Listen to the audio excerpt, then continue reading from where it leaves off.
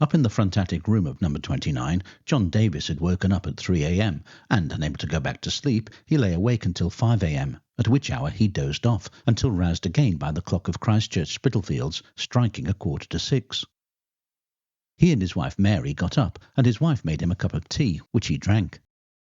Mary later recalled that as the church clock struck 6, her husband said to her, "Old woman, I must go down, for it is time I was off to work."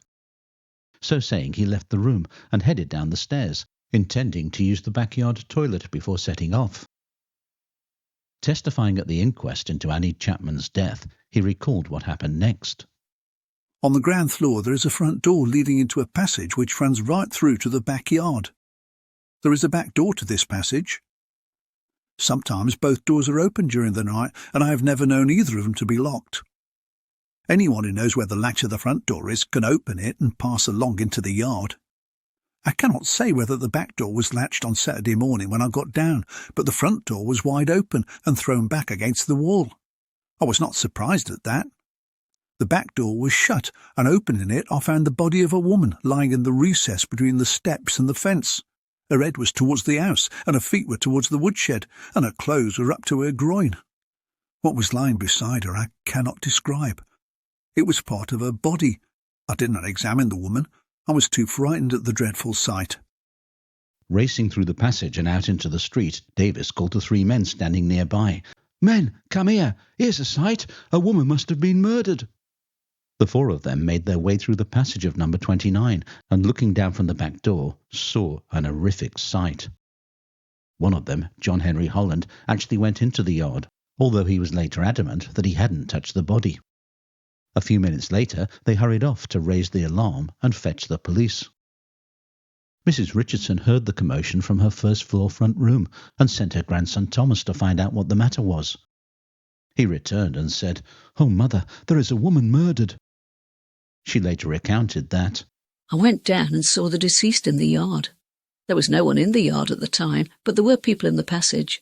I noticed that the door to the back parlour was still locked." Mary Davis also heard the tumult and came down to investigate. "I nearly fainted away at what I saw. The poor woman's throat was cut and the inside of her body was lying beside her. Someone besides me then remarked when the murder was just like the one committed in Butt's Row. The other one could not have been such a dreadful sight as this, for the poor woman found this morning was quite ripped open. She was lying in the corner of the yard on her back with her legs drawn up. It was just in such a spot that no one could see from the outside, for most the dead creature might have been lying there for some time." In the front ground floor room, Harriet Hardiman had slept very soundly all night, but she was woken by a frightful din coming from the passage. Fearing that there might be a fire, she sent her son to see what was going on. He came back, she later recalled, and said, "Mother, don't upset yourself. It is not a fire. It is a woman that has been killed in the yard." "I did not go out," she continued. "I often heard people go through the passage into the yard." Standing in the passage looking down at the body, Amelia Richardson was certain that she recognised the woman.